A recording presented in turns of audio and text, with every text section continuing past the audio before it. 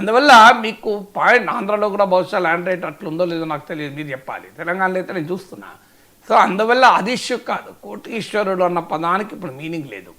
కానీ భారతదేశంలో భయంకరమైన అసమానతలు ఉన్నాయి. మీకు ఆక్స్ఫార్డ్ నివేదిక చాలాసార్లు చెప్పింది 1% ఆఫ్ ఇండియన్స్ చేతిలో ఎంత వెల్త్ అక్యుములేట్ అయి ఉంది అని.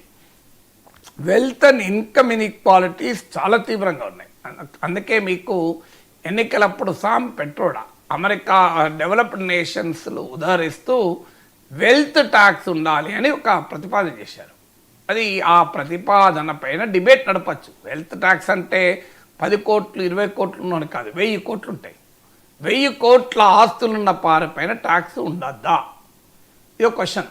లేదు, ఇన్హెరిటెన్స్ ట్యాక్స్, ఒక 5,000 కోట్లు తన బిడ్డకు ఆస్తిస్తాడు, మరి ఏమి ట్యాక్స్ ఉండద్దా? ఒక సాలరీడ్ మిడిల్ క్లాస్ తన కష్టార్జితంతో ఉద్యోగం చేసి సంపాదిస్తుంటే వాడిపైన నువ్వు అడ్డగోలుగా ఆదాయం పండిస్తున్నావు. ఒక పేదవాడు సబ్బు కొంటే వాడిపైన జిఎస్టీ వేస్తున్నావు. సబ్బుకు మీద ఉందో లేదో తెలియదు కానీ సాధారణ వస్తువులపై కూడా జిఎస్టీ ఉంది. ఒక సామాన్యుడు మార్కెట్లో వస్తువు కొంటే జిఎస్టీ వేస్తున్నావు. ఒక సాధారణ ఉద్యోగి కష్టపడి ఉద్యోగం చేసుకుంటే ఇన్కమ్ ట్యాక్స్ వేస్తున్నావు. మరి 1000 కోట్ల రూపాయలు ముఖేష్ అంబానీ తన కొడుకు అనంత్ అంబానీకి ఆస్తిస్తే దానిపై ట్యాక్స్ ఉండదా? ఇది అన్యాయం కదా? 1000 కోట్లు. నేను వాళ్ళ మీద ఎంత ట్యాక్స్ ఏమంటున్నా? 10% ఏమని అంటలేను, 1%. ఒక 1000 కోట్లు నువ్వు బిడ్డకు, నీ కొడుకు లేదా కూతురుకు ఆస్తి ఇచ్చావు. 1000 కోట్లు ఒక టార్గెట్ పెట్టుకో, 100 కోట్లు పెట్టుకో, 500 కోట్లు పెట్టుకో. 1000 కోట్ల ఆస్తి నువ్వు వారసత్వంగా ఇస్తున్నావు. 1% ఇవ్వు అంటే ఎంత? 10 కోట్లే కదా. 1%కి ఎంత అవుతుంది? జస్ట్ 10 crores అవుతుంది కదా. 1000 కోట్లలో 10 కోట్లు ప్రభుత్వానికి ట్యాక్స్ కట్టి 990 కోట్లు ఇచ్చేసుకో. ఇది ప్రపోజల్. ఈ ప్రపోజల్ పైన మోడీ ఏమన్నాడు తెలుసు? ఎలక్షన్స్ అప్పుడు మీ మంగళసూత్రాన్ని తీసుకెళ్ళి ముస్లింలకు ఇస్తుందట కాంగ్రెస్ పార్టీ, మీ అపార్ట్మెంట్లు తీసుకుపోయి ఇస్తారట, మీ పొలం తీసుకుపోయి, మీ ప్లాట్ తీసుకుపోయి ముస్లింలకు ఇస్తారట. ఈ స్థాయిలో దేశ ప్రధానమంత్రి క్యాంపెయిన్ చేశాడు. ఏం చెప్పంటారు చెప్పండి? సో ఆ కాన్సెప్ట్ ఏమో వెల్త్ ట్యాక్స్, ఇన్హెరిటెన్స్ ట్యాక్స్. దాని ప్రచారం ఎక్కడ దాకా వచ్చింది? మంగళసూత్రంకి వచ్చింది. మంగళసూత్రాలు తీసుకుంటాడండి వాడన్నా, అది కూడా ముస్లింలకు ఇస్తారు. మళ్ళీ చూడండి ఎంత రెచ్చగొట్టడు. ఇంకో ఇది మన దేశంలో ఉన్న పొలిటికల్ డిస్కోర్స్. ప్రైమ్ మినిస్టర్ నడిపే ఎలక్షన్ డిస్కోర్స్. సీరియస్ డిబేట్ ఎక్కడ దేశంలో? నిజంగానే ఇన్ఈక్వాలిటీస్ ఉన్నాయి. Amartya Sen inequalities are the root cause of poverty అని దేశంలో పేదరికానికి మూలం అసమానతలు అంటాడు. అమర్త్య సేన్ పక్క పెట్టండి. ఇటీవల ఆర్ఎస్ఎస్ స్వదేశీ జాగరణ్ మంచ్కు సంబంధించిన ఎకనామిక్ భేటీ జరిగింది. 80 మంది ఏమో హాజరయ్యారు ఢిల్లీలో.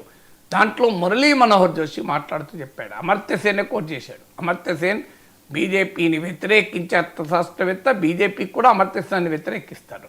అమర్త్య సేన్ కోట్ చేస్తూ ఈ జీడిపి లెక్కలతో మోసపోకండి, ప్రజల జీవన ప్రమాణాల గురించి ఆలోచించండి. మీరు గూగుల్లో కొట్టండి వస్తుంది. Murali Manohar Joshi on quotes Amartya Sen in RSS beat అని. ఎవరు? ఆర్ఎస్ఎస్ సమావేశంలో మురళీ మనోహర్ జోషి మాట్లాడింది, ఇంకా వేరే వాళ్ళు మాట్లాడింది కాదు.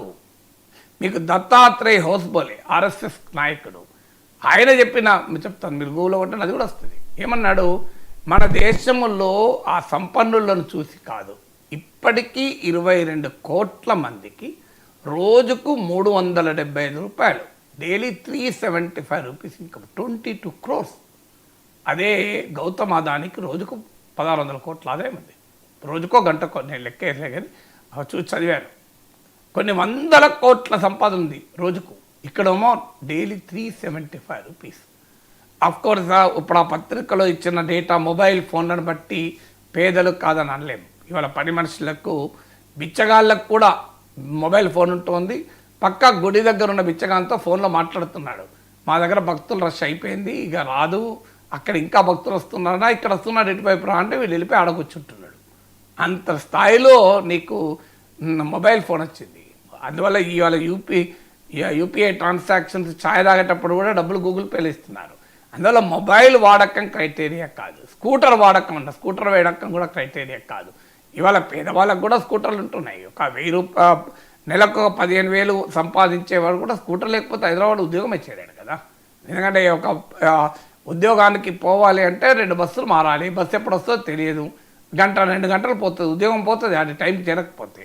అందువల్ల 15,000 20,000 వచ్చే ఉద్యోగి కూడా ఒక 1,000-2,000 పెట్రోల్కి అయినా మంచి దగ్గర స్కూటర్ మా వాళ్ళకి తప్పడం లేదు కదా. అందువల్ల స్కూటరు మొబైల్ ఫోన్ బట్టి పేదరికము సంపన్నులు డిసైడ్ చేయరాదు.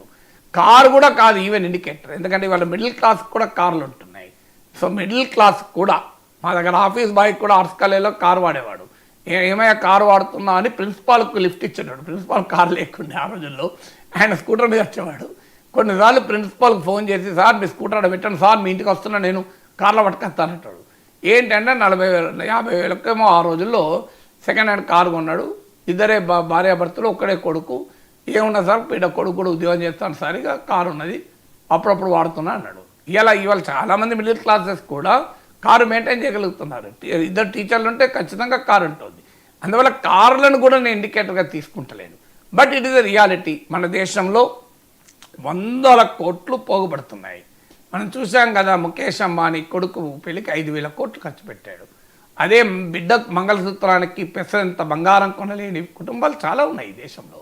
ఇది అసమానతలు అనేది ఈ దేశ కళ్ళ ముందట జరుగుతున్నాయి కదా, అని అనుమానం ఏమున్నది. సో ఈ అసమానతలు భారతదేశంలో పోవాలి. ఇలా జీడిపిలో మన ప్రైమ్ మినిస్టర్ ఎప్పుడు చెప్తుంటాడు, 4th largest economy 3rd largest economy అవుతాను. ఎన్నడన్నా చెప్పాడు పర్ క్యాపిటల్ ఇన్కమ్లో ఇండియా ర్యాంక్ ఎంత అని, తలసరి ఆదాయంలో భారతదేశ ర్యాంక్ ఎంత అని ఎప్పుడు చెప్పాడు చూడు మోడీ మీకు. అది కూడా నిజంగా తలసరి ఆదాయం అంటే అదాని ఆదాయం ప్లస్ అడుక్క తినేవాని ఆదాయం బై 2 = తలసరి ఆదాయం. తలసరి ఆదాయం కూడా లెక్క కాదు. నాకు 1000 ఆవులు ఉన్నాయి, నా దగ్గర పశువులు కాసేవాడు 2 ఆవులు ఉన్నాయి. ఎవరేజ్ ఎంత వస్తుంది? 1,002/2 అంటే 501 ఎవరేజ్ వస్తుంది. అంటే సగటున మా ఇద్దరికి 500 ఆవులు ఉన్నాయి. అయినా కూడా తలసరి ఆదాయంలో కూడా మన ర్యాంక్ ఎంత మీరు గూగుల్లో కొట్టండి వస్తుంది. India's rank in per capital income 3rd ఉన్నామా, 4th ఉన్నామా, 10th ఉన్నామా, 50th కూడా ఉన్నామో లేవు, 100 పైన ఉన్నట్టున్నాం. I'm not subject to correction. ఒకసారి గూగుల్లో మీరే వెరిఫై చేయండి. 2.66 lakhs per అది కాదు ర్యాంక్ నడుతున్నా. India's ranking in per capital income in the world. ప్రపంచంలో తలసరి ఆదాయం విషయంలో మన ర్యాంక్ ఎంత అని చూడండి మీరు. 4th లార్జెస్ట్ 3rd లార్జెస్ట్ అని రోజు మాట్లాడే నరేంద్ర మోడీ, మీరు మన ముఖ్యమంత్రులు